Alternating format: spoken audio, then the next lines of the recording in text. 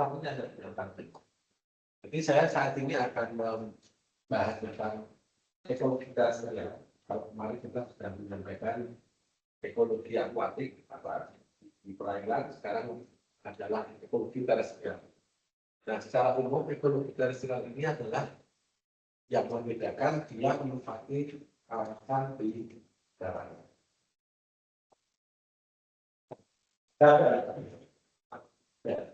Nah, apa yang perlu kita ketahui karena daratan ini kalau secara persentase sebenarnya tidak luas dibandingkan dengan lautan, tetapi dia menjadi tempat hidup bagi sebagian besar organisme. Padahal kalau kita lihat dari semua daratan yang ada di bumi, tidak semua tidak mempunyai kelebihan kelimpahan yang tinggi. Di banyak sekali kawasan yang merupakan pasir, di mana kalau pasir ini kan tidak banyak area-area lain. Ada juga kawasan yang merupakan es abadinya seperti Selatan, Antartika, kemudian di Kutub Utara itu juga ada kehidupan, tapi juga tidak ada. Belum lagi kalau kita melihat beberapa tempat yang sudah mengalami kerusakan, terutama karena aktivitas manusia. Saya hari Kamis Jumat 1 minggu kemarin ke sebuah perusahaan tambang batu bara yaitu PT Nutri Sarama, ada di Kalimantan Timur. Itu kawasan seluas kalau kita katakan 8 km persegi yang ada kehidupan, karena lapisan vegetasinya dulu dihilangkan, kemudian lapisan atasnya juga keruh, yang ada tinggal cekuan-cekuan yang dalamnya bisa sampai 100 meter. 100 meter itu tinggi.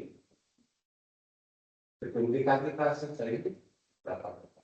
Tapi tidak sampai 20 meter. Itu 100 meter. 5 kali yang kedalamannya. Belum lagi diameter. Nah, itu menjadi sebuah kerusakan juga. Di dalam kajian AMDAL. Karena itu kerusakan kan begitu. AMDAL itu kan ada 5 dampak bagian. Yang pertama adalah AMDAL. Rangka acuan Anda, analisis dampak lingkungan. Kalau Anda sendiri analisis dampak lingkungan, kemudian ada MKL, cara pengelolaan lingkungan, cara pengelolaan lingkungan. Nah, di dalam KKL itu harusnya dia sudah mengidentifikasi oleh pengelolaan lingkungan apa. Saya, tidak saya, ini ada apa sih? Tumbuhannya apa sih? Dan jiwanya apa sih? Nah, kemudian nanti itu data. Saat terjadi penambahan, maka sudah dikatakan pemanfaatan nanti harus dikembalikan lagi ke kondisi awal. Jadi tanaman-tanaman yang sudah diambil dikatakan, prosesnya tanam lagi.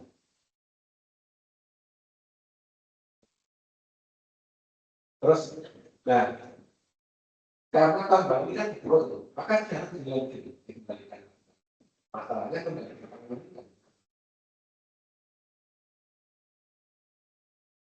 Dan kalau sebagian tambang itu hanya reklamasi sebagai kecil saja dari wilayah mereka.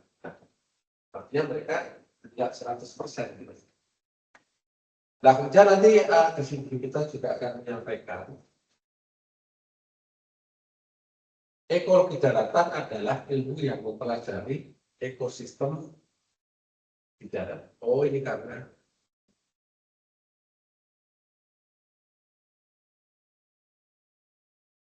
nah, tanah ini yang menjadi pembeda, tanah tadi menjadi substrat alam untuk tumbuh atau hidup. Sudah lingkungan fisik berupa daratan, dan di sini menjadi beberapa aktivitas manusia. Kalau kita bedakan, bisa menjadi kawasan urban atau perkotaan, kemudian suburban, dan rural atau pedesaan. Nah, secara umum ini juga berbeda secara ekologi, baik ekologi dalam konteks ekologi ekologi secara umum maupun ekologi secara sosial. Kalau secara umum kalau di perkotaan berarti akan sangat berbeda ya. Dari tingkat jumlah pohonnya, kemudian dari masuk kreditnya. Dari sosial juga sangat berbeda. Mungkin Mas Zaki yang di kota, rumah yang selisih 4 atau 3 rumah dari Mas Zaki sudah tidak kenal. Tapi kalau orang berdesa, jarak 2 kilo, itu masih bisa kenal. Secara sosial berbeda. Jadi, kemudian hubungan orang bisa itu interaksi bertanya. Rasa gotong royong mungkin masih begitu. Kalau di kota tidak. Jadi, itu juga ekonomi sosial yang harus kita pelajari. Sebenarnya.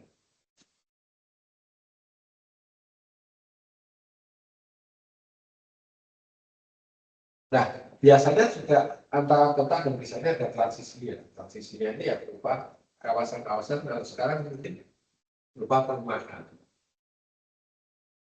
Nah, secara umum, ekologi daratan ini bisa kita kelompokkan secara menjadi dua, yaitu flora dan fauna. Flora itu adalah semua jenis pohon yang mampu menghasilkan senyawa organik yang bisa menjadi sumber energi atau sumber makanan bagi fauna atau hewan. Semakin beragam sumber makanannya, maka hewannya akan semakin beragam juga. Kalau sesuatu kawasan hutan banyak didominasi oleh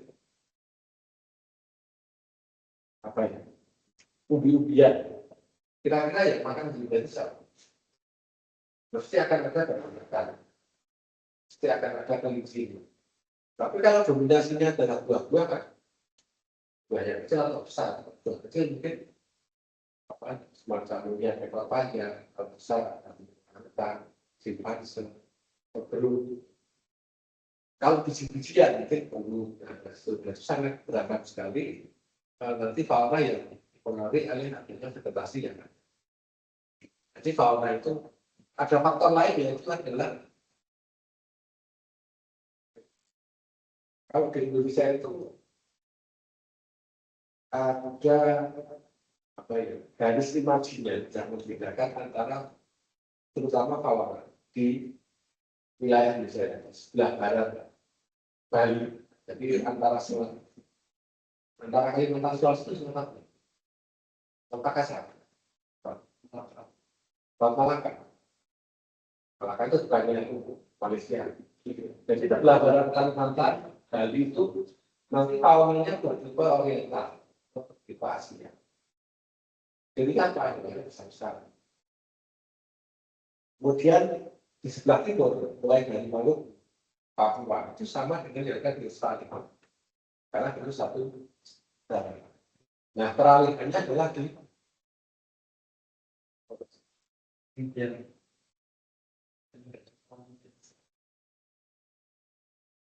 nah, di antaranya adalah di Lombok, kemudian NTT, Sulawesi itu merupakan peralihan. Tidak akan ada gajah di Papua. Karena memang dia masih banyak dibatasi oleh laut. Jadi gajah itu, kalau gajah itu kan ada gajah Afrika dan India. Kalau gajah Afrika itu yang lebih besar, jaringannya lebih lebar. Kalau gajah Asia itu ya dari India itu saja. Jadi dia kemudian bermigrasi ke Thailand, Laos, Thailand, Malaysia, Sumatera, Jawa, Kalimantan, ada gajah semua. Jawa ini juga ada gajahnya. Karena apa? Bukti fosil ditemukan di Banjar di Banyumas ada fosil bukti gajah. Dan kalau ada pernah kayak itu, museum Sangir, nah, itu ada gajah, ada gajah, ada badak, ada kuda bilbah. Nah, itu saya ada bayangkan bahwa karang-karang genetik di karangannya Sangir itu luar biasa. Itu juga kan laut. Sebenarnya laut, kemudian tahun 2,5 juta tahun lalu menjadi lava, dan 1 juta tahun menjadi kering. Nah, dari situ kita bisa pelajari bahwa keanekaragaman itu bisa berkurang karena adanya tadi perubahan dari hutan, desa, suburban, dan hutan. Tidak akan ada kemungkinan dampak koala atau kanguru di Jawa. Karena mereka nggak sampai sini sebenarnya. Mereka hanya ada di Papua. Nah, kemudian komponen dari sebuah ekosistem daratan itu ada 3 yang utama. Yang pertama adalah autotrof, kemudian yang kedua fakultrof, dan ketiga saprotrofi. Nah, setelah itu hasilnya tidak lagi.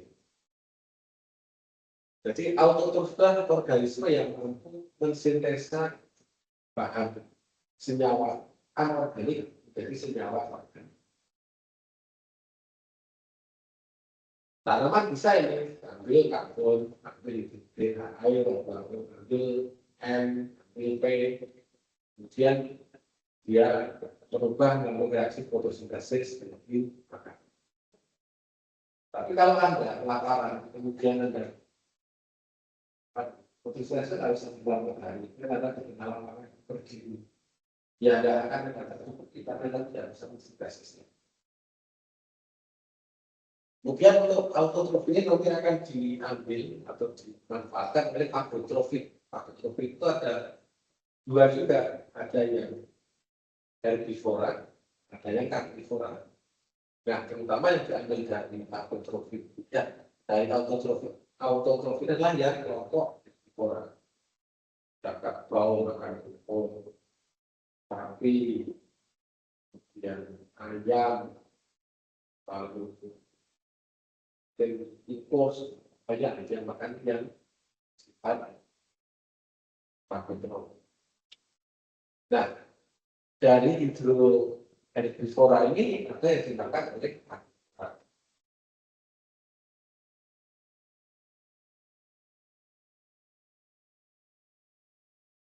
Kira-kira pencernaannya bisa nggak? Jiwa yang makan tumbuhan dan yang lain makan daging. Nah, secara umum harusnya berbeda. Karena lebih mudah mana mencerna tumbuhan atau daging? Kira-kira kalau lebih mudah mencerna daging, malah daging. Karena di dalam tumbuhan itu ada senyawa revolusan, ada senyawa lipid yang itu kalau misalnya susah. Kalau daging kan protein itu kan dengan enzim satu enzim namanya protease yang akan berubah. Nah, kalau tumbuhan dia harus ada enzim yang bisa dulu amilase. Nah, masalahnya yang seluruh saya tidak ada dalam manusia. Yang mencari ini tidak ada. Jadi makanya kalau Anda pernah maka ini sebenarnya. Beda tiga maksud presiden. Beda dari beda itu sekiranya sih perlu gimana itu antara yang dua sampai kami khususnya begitu. Berbeda beda dia panjang dari luar. Khusus ikan nila, karena itu jauh berbeda dari tentang khusus ikan ini. Jangan pernah ada ya khusus ikan ini. Paling selesai begitu aja. Tapi kalau berapa aku bilang, itu berapa biasa sampai itu satu putar. Nanti dia disukai waktu yang kami menggunakan makanan itu. Khususnya kambing, tapi banyak dari khususnya harimau. Masalahnya kambing kalau korban kan, ada tahu membersihkan itu bukannya. Jadi makanan itu masuk ke tubuh yang kalau Anda makan nasi itu adalah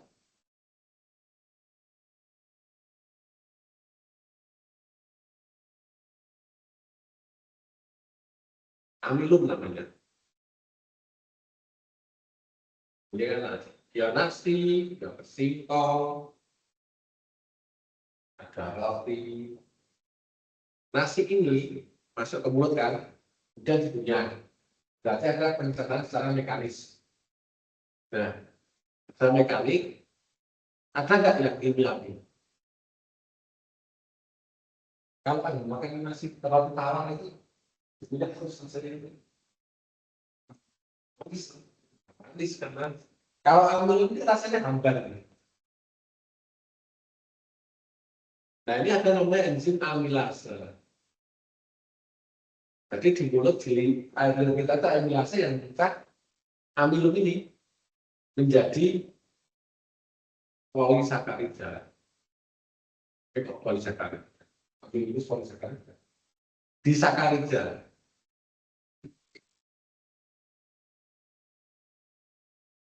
Disakarida itu macam-macam ya, ada maltosa, galaktosa. Jadi dia udah manis masuk lagi ke dalam lambung. Nah ini dicerna lagi dengan amilase juga. Menjadi apa? Ada menjadi monosakarida. Kalau monosakarida ini sudah jelas manis. Contohnya glukosa, terus fruktosa. Kita tidak laktosa, itu ya laktosa. Makanya kalau orang makan itu mending yang kompleks atau yang sederhana. Ini kan tersebut kompleks itu ambil dulu atau yang sederhana. Sederhana bisa menjadi monosakarida. Ini contohnya gula pasir. Nah, begitu gula ini masuk ke tubuh kita, maka dia harus dikonversi menjadi tenaga protein. Yang bertugas adalah hormon insulin. Nah, kalau insulinnya nggak berfungsi, kurang, maka terjadi penumpukan glukosa di dalam darah kita. Makanya kalau Anda makan, itu mending pakai yang amilum ini. Amilum ini macam-macam. Ada namanya indeks rendah, glikemik. Ini adalah seberapa cepat proses pemecahkan glukosa oleh enzim. Nah, dan indeks glikemiknya rendah itu tidak bagus. Karena dia cepat menjadi gula. Contohnya nasi tidak bagus. Karena dia cepat. Nasi itu ada macam-macam. Nasi apa? Terus nanti kita serah, nanti beta namanya beta itu dari dia itu ada. Yang paling bagus itu adalah beta, artinya lama. Ada lagi yang pernah dengan basmati. Basmati itu malah bikin basmati. Basmati itu kayak ya dia dikatakan pecahnya lama. Makanya kalau orang keras sakit itu kan pakai itu kan. Hindarilah maka kemudian mencegah. Nah, kalau Anda sudah konsumsi soft drink, benar ya. Itu maka dia sudah jadi pusat. Jadi yang masuk ke tubuh kita itu saya itu langsung jadi naik. Gula pun macam-macam. Yang paling cukup, paling bagus, dan ada dia dijalannya apa? Lalu gula Jawa, dia paling terakhir belakang itu yang paling tidak baik. Nah itu untuk yang nggak gula. Makanya hewan-hewan yang makan karbohidrat itu kan berpikir makanya progres itu bukan sapi. Kemudian mungkin ada lagi yang makan jagung, yang makan batang penamuk, maka yang terjadi adalah seperti ini. Lain lagi kalau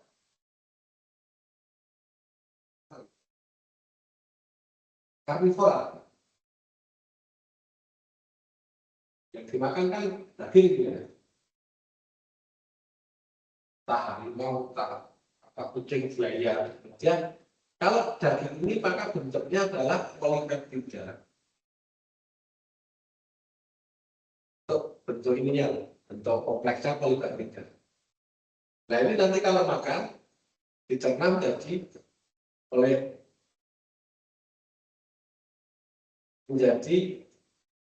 peptida sederhananya ini. Lalu lebih sederhana lagi kalau dicerna lagi jelas usul menjadi asam amino.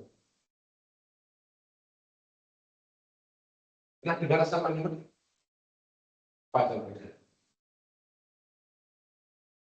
Karena itu asam amino alami, perit alami, terus apa? Nah, asam amino ini yang bertugas untuk menjadi sel yang besar. Jadi kalau Anda makan nasi itu tidak akan, kalau makan nasi itu untuk sumber energi.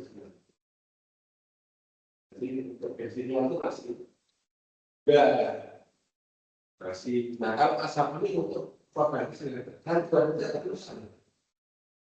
Nah, setiap kerusakan yang terjadi itu akan dari 100%. Kalau usianya masih kayak ini. Kalau usia saya sudah berkurang itu 40 tahun, mungkin rusak 100% ya, nanti hanya 1%. Semakin tua orang semakin kemampuan memperbaiki ya. Ya kalau yang rusak sangat membantu berarti kan maka proses dakwah itu membuat skenario orang meninggal ya lewat itu. Makanya kalau ada orang pernah dari kolesterol, namanya kan ada kolesterol, baru makan itu, waduh ini, kalau ya itu kalau tidak kan dari segi dan kalau seperti samurai itu ada karena setiap usahakan yang mengolah dari 100%. Tapi kan misalnya ya kalau sedikit kalau itu dihasilkan oleh sertifikat panas, berarti ada sertifikat panas. Yang untuk versi kolesterol itu ada sel membuat aligrasi. Kalau sadar, masa sudah berkurang kemampuannya, ya jadi mesinnya harus kegiatan. Karena kan orang sering bilang, aku kamu sakit ya kan? Itu karena itu sebenarnya. Nah itu mungkin bisa dicegah dengan cara agar tidak membagi kita sekali. Maksud strukturnya itu. Nah kalau orang seperti itu ya berarti harus sama saya kan cuma mampu idealnya sebelah sama. Ya udah versi juga ada karena. Nah tapi juga bisa dijaga agar lebih panjang. Caranya apa? Dengan berolahraga. Makan yang sehat ya, jadi ya supaya terpegang dan adaptasi. Ya boleh makan kita ya. Kemudian olahraga yang cukup itu nanti perbaikan saya akan masih di atas 45 itu masih bagus ya. Karena kalau berlalu ya bisa berlalu, mulai itu lalu. Dipakai enggak? Lihat kan pada kantor 20 tahun masih jaga dia, saya jaga. Sering dari tubuhnya dengan berlatih yang keras. Tapi kalau nggak pernah olahraga, berarti akan mempercepat olahraganya. Proses istilahnya kan perkembangan sini. Perkembangan gitu. Kadang kalau untuk sensing di lingkungan kita itu dia tidak bisa ya ada suka sih katanya kepada saya menjadi yang bisa mengendalikan itu bisa saya nggak suka sih itu secara ilmiah tertentu. Tapi kata sekarang ya, karena ini betul-betul untuk aku belajar sih itu kan berdasar dia itu pasti harus kulit dari. Ada nama tidak sini? Itu oke pak. Masih kelihatan tidak ya? Yang bapak yang lucu saya sama kok yang kelihatan itu kan tentang mati kayak gitu. Ya kalau batuan itu ya kita butuh ya sadar. Dia dalam hasil itu masih obat itu tapi sekarang sudah produk bergeli Pak Budi itu bilang sadar sudah karena dia memang proses dia rusak saya kalau kurang ya. Nah kan begini jadi asal menunggu untuk jadi kalau Anda mau membentuk badan yang harus akhirnya tidak mungkin makin masih baru. Jadi dia memang perlu kayak kecil. Kalau itu belum bentar ya. Tetapi air itu dia akan makannya pasti protein, telur, ikan, daging gitu. Yang terakhir satu lagi adalah lemak. Lemak ini nanti digunakan jadi asam urat. Jadi yang dibutuhkan tubuh itu sebenarnya tiga pokok ini, daging, protein, karbohidrat, mungkin ada juga vitamin yang sekarang itu memelihara sudah tahu sudah para vitamin. Nah itu yang ada di fagotrofik sehingga bisa gajah seperti itu karena dia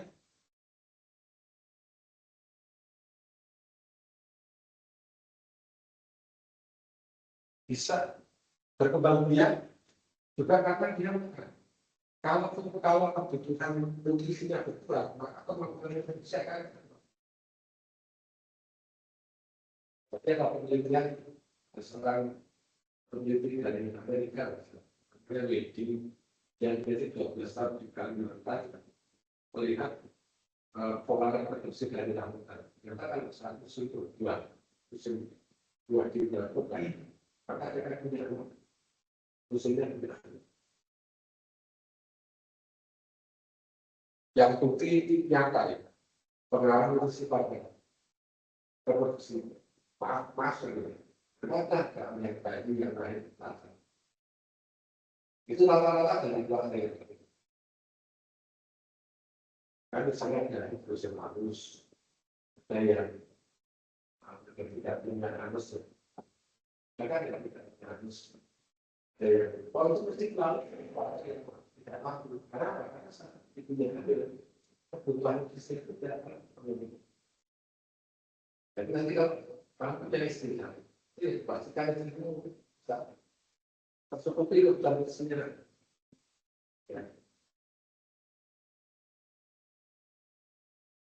Oke. Nah, yang terjadi apa setelah makhluk hidup ini kan sepertinya punya batas usia. Manusia itu kan rata-rata mungkin 80 ada yang nah itu karena kan nanti batas usia ini yang melalui perjalanannya ya tadi misalkan saya sudah jadi kerusakan pada apa alat tersebut sampai misalkan atau penyakit mesti akan mati. Nah dia setelah mati maka kematian itu sudah masuk. Kalau buaya bisa 150 tahun. Tapi kalau cangkul ada namanya cangkul jarum, itu umurnya hanya 20 tahun. Jadi dia tahu cangkul yang kecil dan bisa bergerak. Nah, itu dia kan bergerak di air, meretas menjadi lapa. Lapa itu bisa lama itu 1 bulan di air berubah tanah jadi pupuk dewasa. Taruh dewasa luar. Dia bergerak dalam 24 jam dia bergerak mati. Dari 1 jam fase dewasa, 1 hari fase dewasa. Nah, setelah mati maka apa yang terjadi adalah mereka akan dihancurkan oleh saprotropik itu. Kira-kira ada saprotropik, mereka masih bisa melihat, bisa pertemuan dengan siapa itu dari entah yang mati, tak sulit mati itu masih itu sama sekali. Kalau ada saprotropik, kalau melihat dinosaurus sudah ada, karena tidak ada. Maka ini konsumen penting untuk mendaur ulang materi-materi yang ada di alam semesta. Ini daur ulang di Maksudnya tadi dihancurkan. Nah, saprotron ini macam-macam juga, ada jamur, ada sate, ada kaki seribu, ada bakteri, sampai nanti bisa jadi hancur.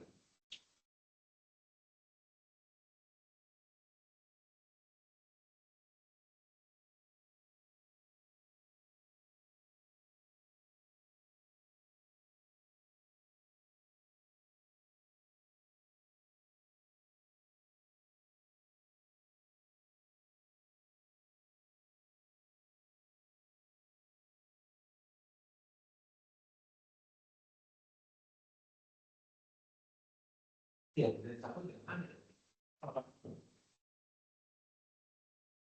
Ini yang itu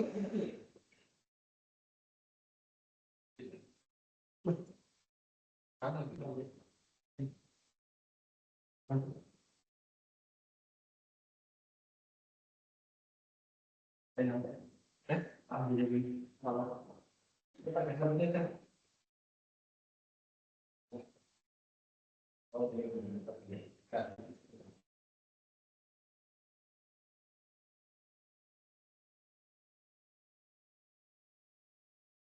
itu sudah.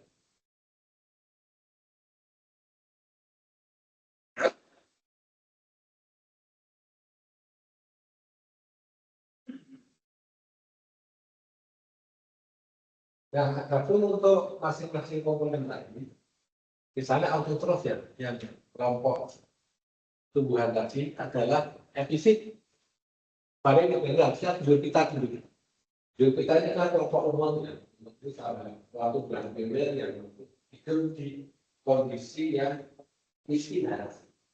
Jadi misalnya kalau itu bisa. Tapi kalau tanaman mangga kita lakukan itu kan baik. Nah, nanti biopitanya akan melakukan bantuan organisasi dari tanah. Sehingga tanah itu siap untuk ditanami oleh tumbuhan yang lebih tinggi. Lebih tinggi itu maksudnya lebih tinggi apa ya? Bukan ditanami sih, tapi lebih tinggi struktur tubuhnya.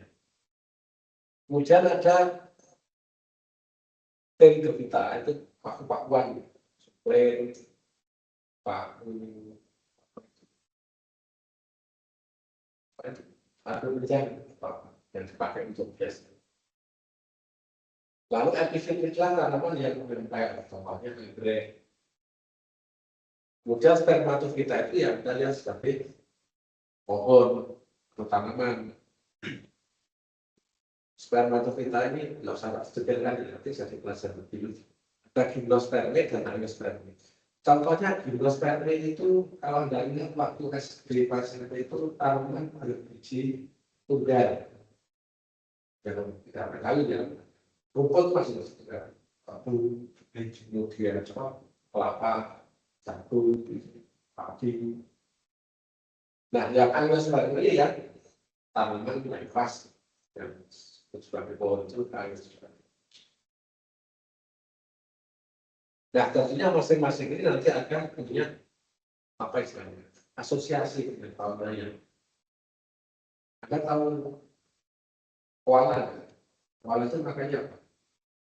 Dia akan makan pohon atau daun eukaliptus. Tapi kalau nggak ada pohon eukaliptus, ada apa itu?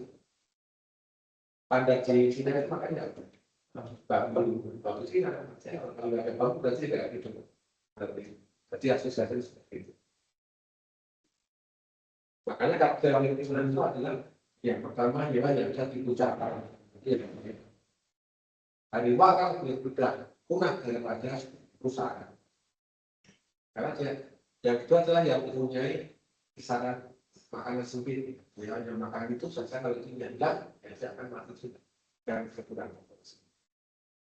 Kemudian heterotrof ini adalah hewan yang tadi ya, yang kelompok pemakan tadi ada autotrofik dan saprotropik.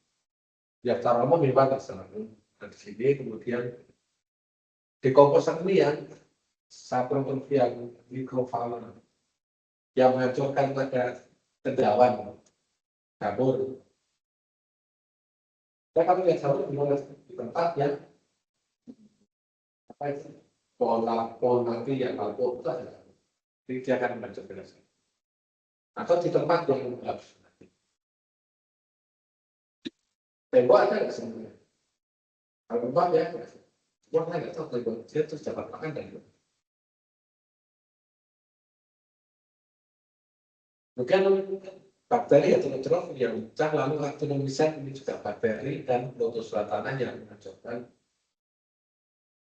Saya nggak yang nanti jason kalau kemudian itu dia akan hancur pada konflik dan karena ini yang hancur adalah dari protozoa tangan itu.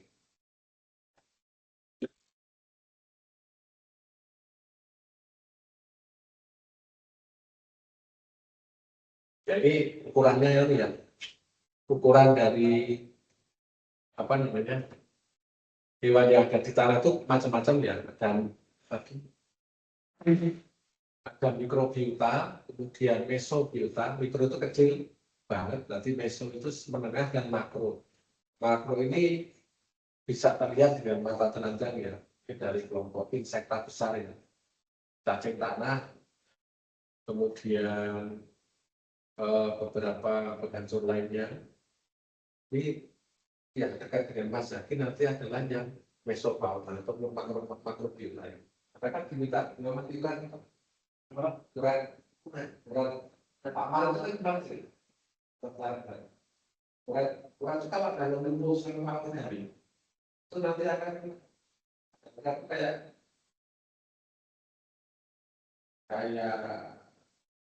apa itu? Makro tapi juga bisa segede ini.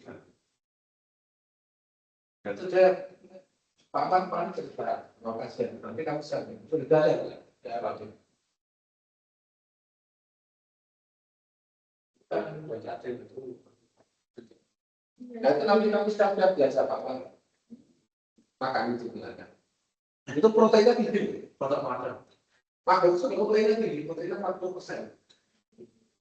Anda pernah orang sebelum itu melihat ini kuliah malam pernah dengar? Itu kalau protein bisa itu lebih tinggi daripada bagian. Makanya sebenarnya arah ke depan pangan itu sebenarnya dari wisata dari santri, kepala itu jadikan makanan masuk semua berarti dan juga tidak terus energi tidak meninggalkan sisa karbon yang tinggi. Artinya kan paling butuh tempat aja. Kalau biasanya itu kelas berapa sih? Transportasi dengan satu satuan belakang itu. Coba kalau satu tidak itu pakannya sekarang. Hanya kan sisa karbonnya tinggi. Nah, Anda sebagai pelanggan harusnya ada yang tertarik begitu. Sejak karbon produksi susu misalnya, sejak karbon produksi daging. Sapi itu dari dilahirkan kalau bisa disembelih atau hasil itu butuh berapa liter air, butuh berapa pakan, menghasilkan beberapa kotoran yang menghasilkan metana. Kotoran sapi itu berjalan gitu. Nah itu kalau jangkrik itu di belalang itu kan ditambah lingkungan sebagai pakan pakan itu. Kan cuma tinggal ngolahnya saja. Orang kan selama ini kan merasa positif ya. Tetapi kan melihat untuk. Nah biasanya kalau orang yang tidak makan protein akan alergi. Pernah nggak makan kalau daging daging? Daging itu bentuk alergi atau bentuk penolakan kita adalah alergi. Karena proteinnya tinggi.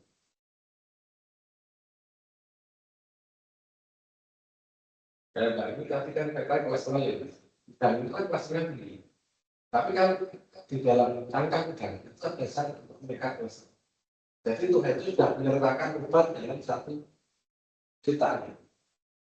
Karena masalahnya apa? Anda kalau mengandang dan kulitnya dilepas juga, padahal itu kulit sertilitas bukan berapa itu bahwa eksoskeleton udang itu mampu memberikan kolesterol. Kayak orang makan salad. Saya kan ada selaputnya. Ya juga sudah, bahkan selaputnya itu mengurangi efek simbiosis dalam pengawasan. Dibuang ya, saya Anda susah.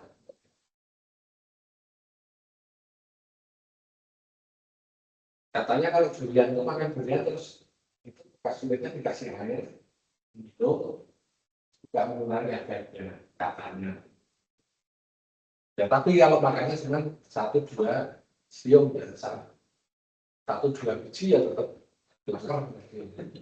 Banyak berlebihan itu ya. Jadi nanti ini ya, nanti metabolisme insekta besar itu contohnya ini tadi apa namanya? Uret itu kan insekta. Kemudian Anda pernah tahu luwing nggak? Luwing itu kaki 1000 itu juga menghancurkan apa namanya material-material yang sederhana. Nah, selain orang itu berpikir secara egosentris, Anda nggak lalat modal menentukan. Kalau kita merugikan karena bikin sedikit bebas. Tapi kalau misalnya ekosistem, politik itu menentukan juga. Nah, kalau nggak ada lalat, nggak ada itu tadi red, nggak ada apa itu? Pasti ada belatung, nggak ada belatung, nggak ada maggot yang bisa menghancurkan sampah-sampah organik.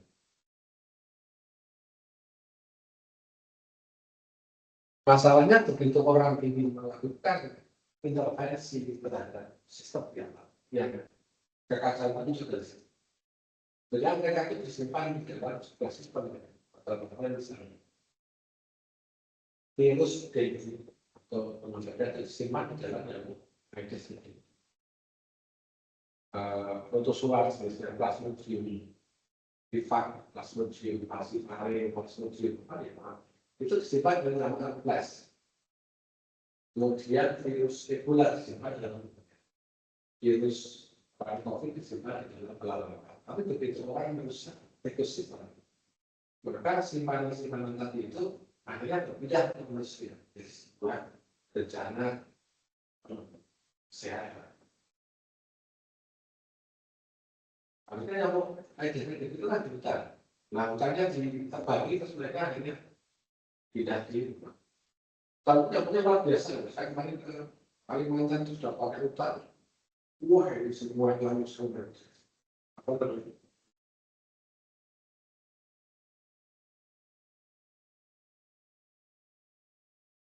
Nah, kalau di kampus sekarang tentunya akan tersimpan yang tadi. Tapi juga Tuhan ini menciptakan mekanisme itu untuk menekan atau mengendalikan populasi manusia. Karena kalau tidak ada penyakit, itu jumlah manusia juga akan sangat luar biasa, sehingga bumi tidak mampu menang. Makanya ada peristiwa sejak Nabi Ibrahim yang anak Qabil Habil sudah dibuat mereka berselisih, sudah saling membunuh. Kalau dari pembunuhan kan Qabil membunuh Habil kan. Nah, coba peperangan kan. Maaf ya, di Palestina itu berapa ribu yang meninggal di Gaza itu. Lainnya, tapi terasa. Itu memang mungkin Allah menciptakan itu untuk mengendalikan jumlah populasi manusia dan untuk menyeleksi orang-orang yang masuk ke surga dan lewat etnis itu.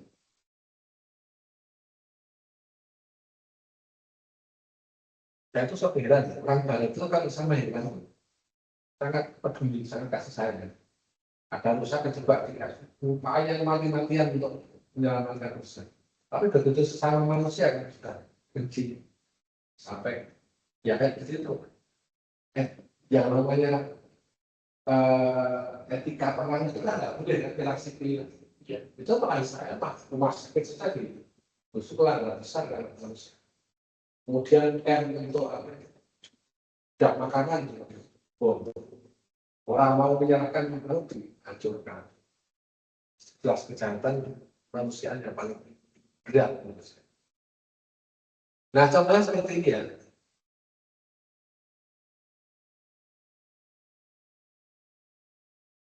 Kalau Anda mau melakukan penelitian ini, boleh. Nah, sampai Pak Agus Martono, ya Pak, dia meneliti mikrofauna yang ada di Biopori. Biopori yang berubah untuk meresapkan air, dikasih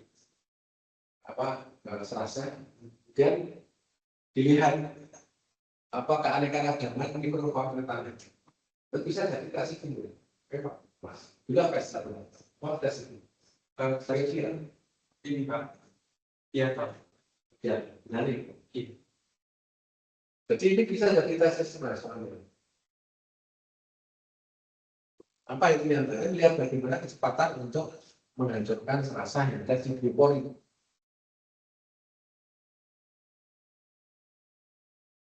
Yang lebih sederhana lagi adalah seperti ini. Kalau ini kan masih kelihatan nih, Anda bisa melihat kelompok hewan.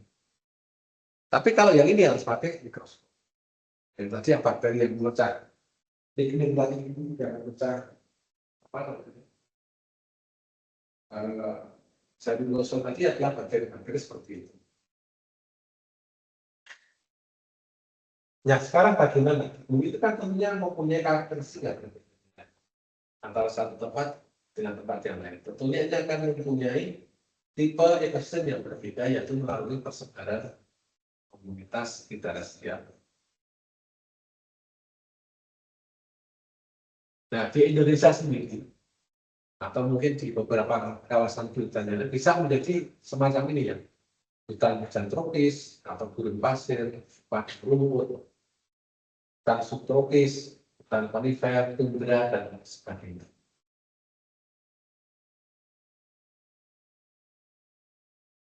Nah, apa yang membedakan yaitu dari kelima faktor ini. Ada faktor curah hujan pertama, kemudian potensi evapotranspirasinya, lalu kelembaban, kemudian ketinggian tempat, dan juga ketinggian garis lintang. Sebenarnya sudah saya singgung juga. Contoh misalnya, jika suatu kawasan mempunyai curah hujan katakanlah 1000 ya, berarti dia ada di sini. Nah sekarang dia di ketinggian, dia di kelembaban berapa? Tahu kelembabannya? Humiditas. Ukurnya apa? Hygrometer. Nah kelembapan dia masuk di mana? Misalnya dia masuk ke wet forest atau iklim yang lembab ya, hutan basah. Berarti dia di sini. Ya tadi dengan curah hujan 1000, dia wet forest dia harusnya di sini. Tapi kita lihat juga evapotranspirasi atau laju penguapan kawasan. Kalau di kawasan yang panas, tentunya evapotranspirasinya tinggi. Kalau misalnya dia evapotranspirasinya 1 misalnya, atau setengah ya, setengah berarti dia masuk ke 1000, wet forest masuk ke sini. Antara wet forest dan moist forest. Nah, kemudian tinggal dilihat di mana dia sekarang. Ada namanya zona premontana. Kalau misalnya dari Semarang itu premontana itu ya di pesisir ini ya. Pesisir Semarang sampai Banyumanik misalnya, itu premontana. Lawan Montana itu di Ungaran. Kan semakin naik kan.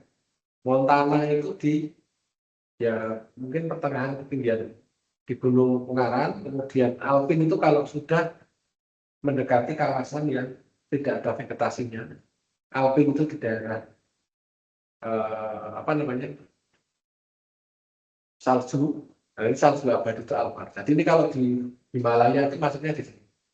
Masih dia akan ketemunya daerah yang es. Nah ini suhunya sekian ya, suhunya itu menurut Montana kayaknya masih kurang, karena paling cuma segini. Kalau di pegunungan Jaya itu bisa sampai ke Alpar. Bisa juga dilihat dari lintangnya. Kemarin sudah gambarkan ya. Kalau tropikal itu berarti di 0 sampai 22,5 derajat LS dan HU kan. Ya kan? Ini kan. Ini 0, ini 22,5, ini 22,5. Terus ini 60, ini 60, LS, HU, ini HU, LS. Nah, kalau dia di tropikal, berarti dia akan kawasannya akan seperti ini mesti. Ya. bisa gurun, bisa apa ini, hutan kering, sampai ke hutan hujan kan, rainforest. Jadi kalau dia di tropical kemudian biasanya gimana? Super humid, sangat lembab, curah hujannya 16.000 di daerah bawah, maka dia menjadi tropical rainforest. Dan stepa, berarti stepa itu ada di daerah dengan semi arid kelembabannya, kemudian evapotranspirasinya 8, kemudian curah hujannya sekian, ketinggian sekian, tadi mana? Stepa ya. Suhu yang cool temperate. Sampai ke daerah yang bersifat gurun ataupun padang es. Makanya nanti kalau kita melihat, kita akan berbeda-beda karena faktor-faktor lima tadi. Nah, secara umum di persebaran fauna di dunia itu bisa dibagi menjadi 8 kawasan ya. Nah, ini ada nearktik adalah di kawasan Amerika dan Kanada serta Kutub Utara, kemudian ada neotropik, ini ada di kawasan Amerika Selatan dan Amerika Tengah, afrotrofik di Afrika bagian tengah selatan, paleartik ada di Afrika Utara, Eropa, Asia, sampai Asia Timur, kemudian Indomalaya itu yang India, Pakistan sampai ini garis tadi yang saya jelaskan tadi. Jadi Indonesia ini masuk ke sebagian besar masuk ke kawasan Indomalaya. Yang ini maksudnya dengan Australia, lalu ada Antartika. Nah, warna-warna ini menunjukkan jenis ekosistemnya ya. Yang hijau tua ini adalah tropical rainforest mana? Tropical and subtropical moist broadleaf. Ya, artinya ini menunjukkan tipe ekosistem dari masing-masing kawasan.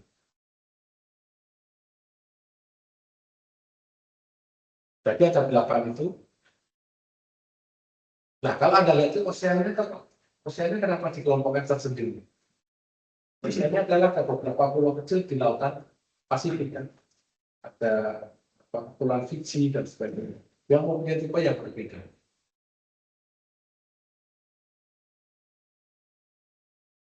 Mana ini? Afrotropik ini adalah Ethiopian Territory, di mana distribusinya meliputi Afrika, Gurun Sahara, Madagaskar, kemudian Arab Saudi. Jenis hewannya seperti ini, gajah Afrika, badak Afrika, gorila, babu, simpanse, jerapah. Nah, pusat keanekaragaman ada di kawasan yang merupakan das Sungai Nil. Ya. Gimana teman-teman?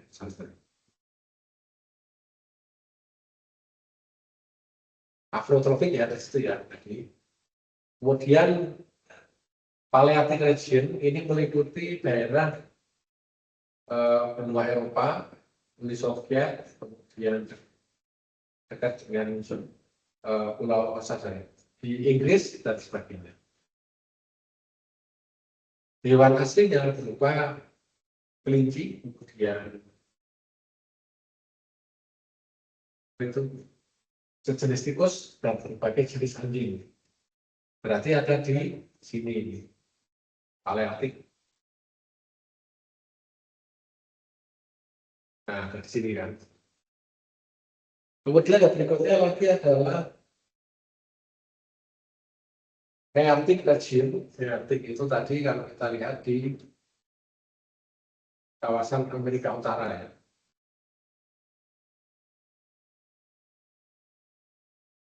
Sampai ke Kutub Utara. Jenis hewanya adalah seperti itu. Kemudian Australia meliputi kawasan Australia, Selandia Baru, Papua, Maluku, dan pulau-pulau sekitarnya. Ini ada hewan kanguru, kiwi, dan kokordak itu platypus. Nah, Anda amati nggak? Kenapa kok ada kiwi koala? Kiwi itu kan burungnya nggak bisa terbang. Kasual juga. Kenapa bisa terbang di Papua dan Australia? Karena di sana tidak ada predator yang biasa.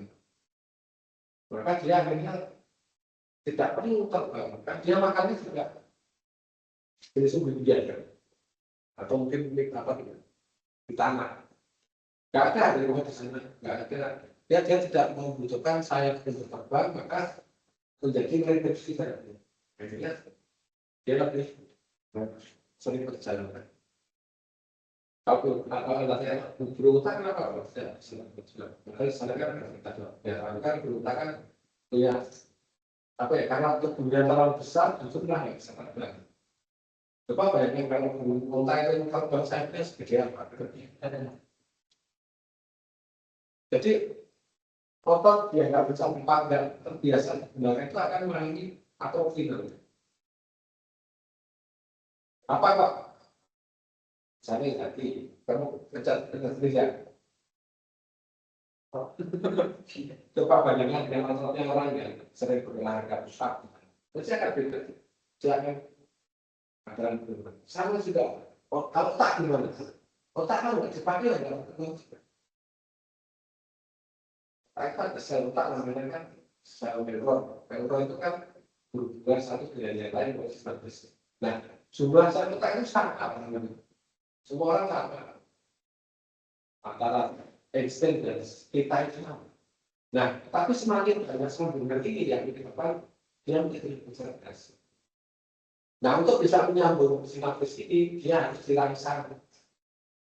Rasanya gimana?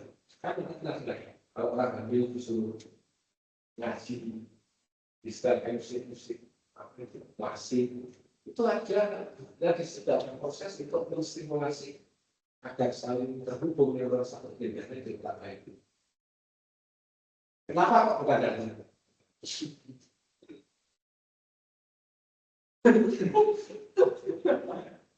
Karena musik klasik itu kan komponennya banyak. Kemungkinannya itu tinggi. Bunyi-bunyi dari masyarakat musik itu tidak ada. Itu semakin merasa. Nah, kalau misalnya gabungan semua, ya bisa. Jawabannya tidak banyak yang bisa. Nah, setelah akhir, ada namanya percentage ya. 1 sampai 1,5 bulan, 1,5 tahun itu harus berpuasa sebanyak mungkin. Jadi kalau banyak yang sebulan belum itu, ini diterapkan itu akan bisa dengan yang tadi diajak. Kayaknya sih ngomong sama lagi, tapi saja nggak usah merasa los. Nah, itu nanti kalau dia semakin banyak yang memberikan rasa, itu adalah semakin cerdas. Itulah makanya kok pada mau bodoh ya karena waktu dia nggak bisa ya tahu cara kita memberikan stimulasi pada kenapa kok ada orang itu punya rasa itu sukses semuanya bisa sukses juga karena dia benar cara bikinnya cara mengasuhnya benar makanya dia karena kan dari itu farmasi itu dari 40% yang profesor tidak ya, usaha farmasi itu kan dari farmasi ya. Terus ada lagi gambar satu lagi satu apa? Tapi kalau kalian benar itu, tapi ada yang punya anak yang ketiga kali ya untuk yang ketiga pertama kali ada karena sebenarnya maka itu dinamis itu bisa dirasa. Nah nanti kalau sudah usia di atas 100 sudah mulai mulai kemampuan itu. Nah sudah sampai usia 15 tahun ya bisa pelan sudah bisa lagi. Caranya kalau memelihara saya kan dengan software ya pakai polisi BTS itu termasuk saya sama game semua itu kan melatih motorik dalam game apa itu tapi jangan kebanyakan. Lalu Neotropical Region ini adalah distribusi yang meliputi Amerika Tengah, Amerika Selatan dan sebagian Meksiko. Nah ini merupakan sekarang menjadi pusat kreatif dunia di sini katanya, karena yang paling tinggi di situ ada sungai Amazon, kemudian Jadi sebenarnya kedalaman, utama itu seperti onta, kemudian tapir, rednus, manggis. Kita belum pernah tahu tuh yang merah itu kayak apa. Lalu oriental territory ini di kawasan di Asia Tenggara, terutama Indonesia dan juga sebagian besar wilayah barat Indonesia. Nah ini terkait tadi ya, besar-besar tadi. Oceanic region ini di Samudra Pasifik meliputi apa namanya pulau Fiji, terus Hawaii termasuk sini. Antarctic Territory ini daerah kutub selatan atau Antartika, di mana di sini mereka teradaptasi untuk suhu yang dingin. Ya. Saya nggak tahu mereka sumber makanannya yang berarti plankton ikan. Jadi ada plankton, mereka tanaman di sana. Nah ini tadi ya, setelah kita kalau melihat yang piramid tadi itu seperti itu. Ada kawasan tropis dan subtropis yang merupakan hutan hujan. Itu adalah di daerah harus di ekuator. Kenapa kok hanya di sini? Kok di sini enggak? Mungkin curah hujannya berbeda. Kok di sini enggak? Karena mungkin kelembabannya beda. Atau evapotranspirasinya beda. Maka yang memenuhi syarat untuk tropical rainforest adalah di kawasan seperti ini. Nah, Indonesia negara kita harusnya kita jaga, kita pelihara bahwa ini merupakan kekayaan yang dianugerahkan. Karena yang paling kaya, paling melimpah, karena berarti ada di tropical atau hujan-hujan tropis.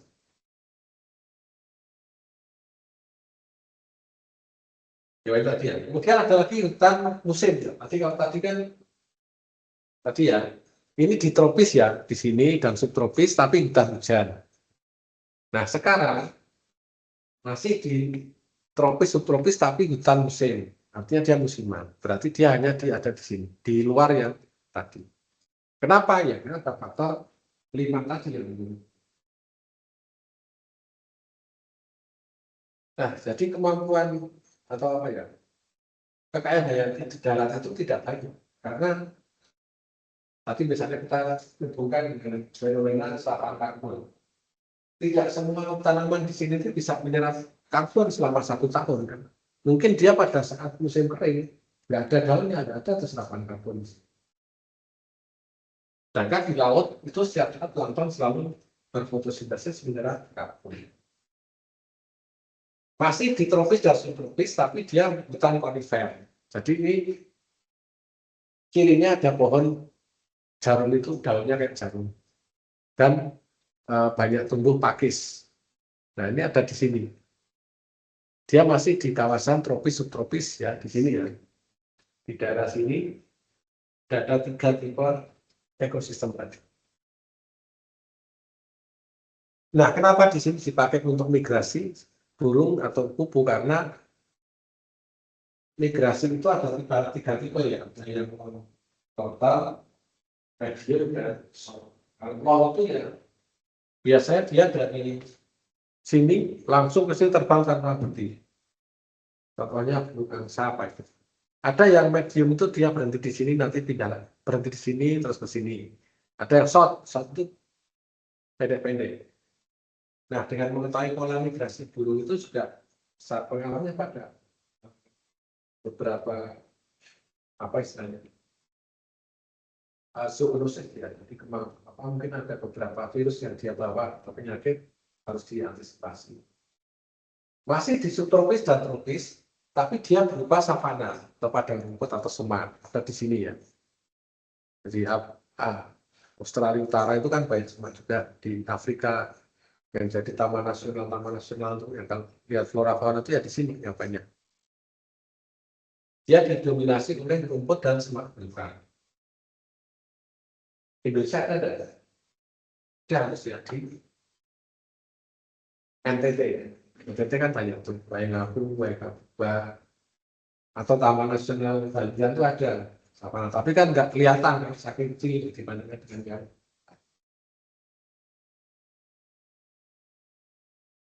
Ya, ini garis balik utara tadi 22,5 itu namanya Tropic of Cancer, kemudian yang selatan Tropic of Capricorn.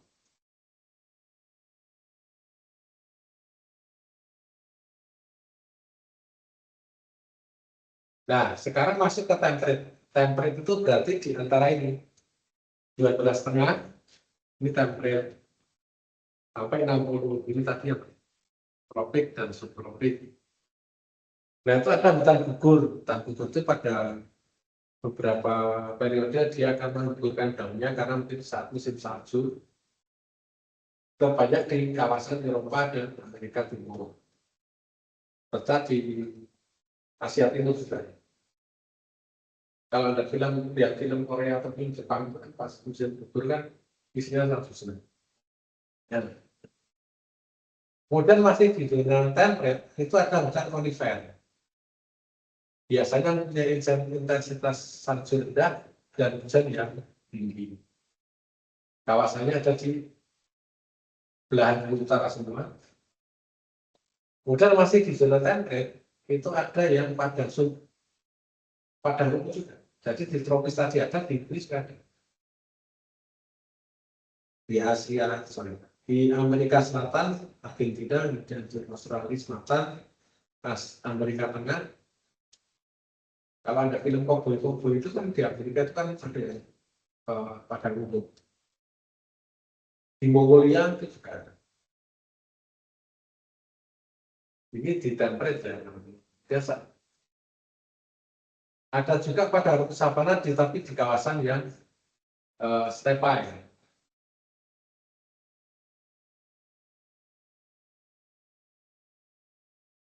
Pada rumput di pegunungan ini juga disebut dengan steppe juga didirikan oleh spesies lynx namanya kucing hutan itu. Dan hutan di Terania ini ada di temperate juga meliputi kawasan yang cukup kecil. Terdapat banyak tumbuhan Pyrophyta. Pyrophyta itu tumbuhan yang menyesuaikan pada kondisi kering, contohnya kaktus.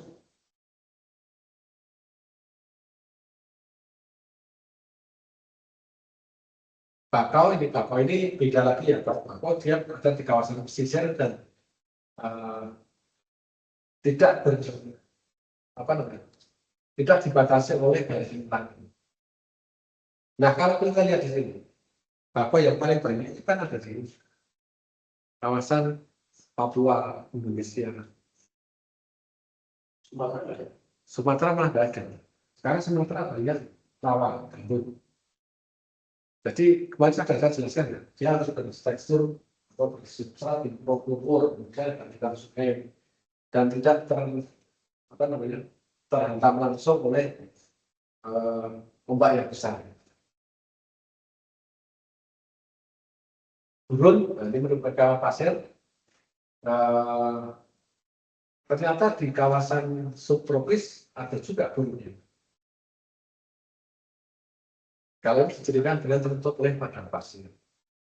Taiga ini berada di kawasan Lintang Utara, di Temperate Utara, disebut dengan hutan boreal. Biasanya didominasi oleh beruang, kemudian tundra. Ini tanah yang bersifat permafrost atau beku abadi. Sulit pada derajat pada di lingkaran aktif.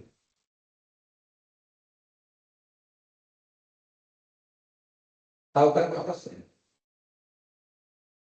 Permafrost tanah ini bukan. Itu akan keluar dari tanah ini. Jadi kalau dikasih api bisa nyala. Jadi dia juga dalamnya tanaman yang tertutup oleh apa enggak maksudnya dari permafrost.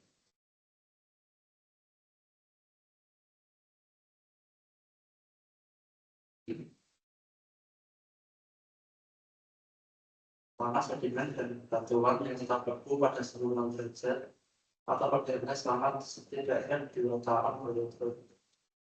Tapi kalau saya dengan tangannya itu berarti ada memantau bukti itu. Katakan ke tangannya nggak ada terakhir itu publikasi.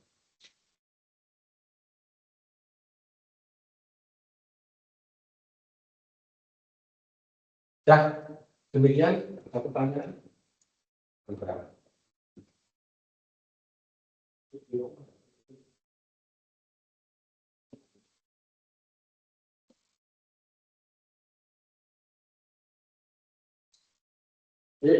Semangat.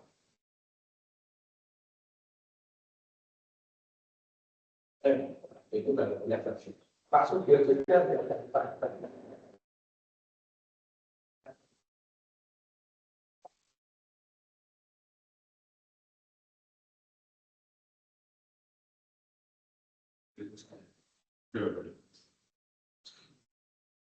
Ya, Bapak ada lagi.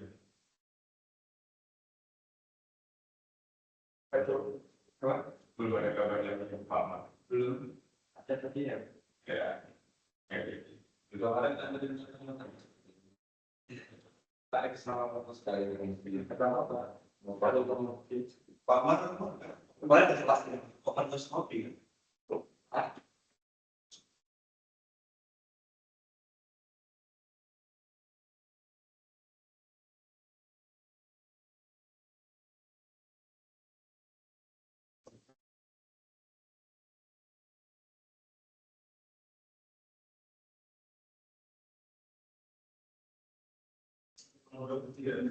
Baik. Pasti itu.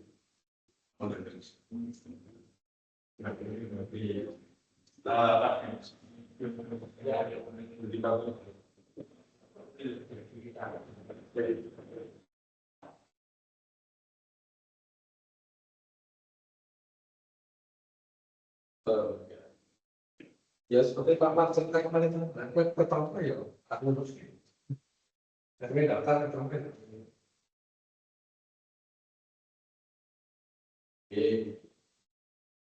Ya Pak Mar. Ya.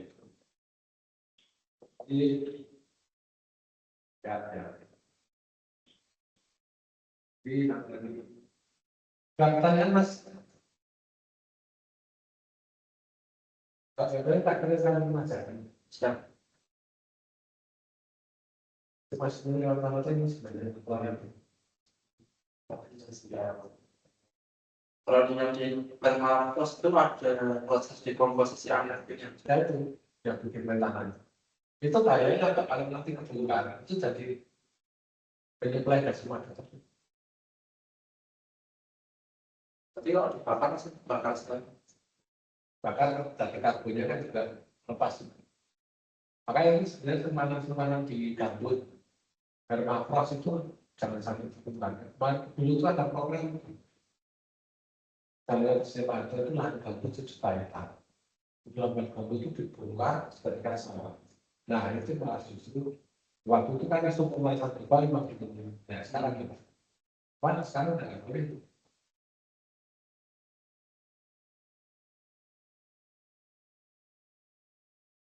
Baik, karena saya bilang kemudian sertifikasian, terima kasih. Mereka sudah Yang depan masih dapat atau 4 ya, sekali lagi. besar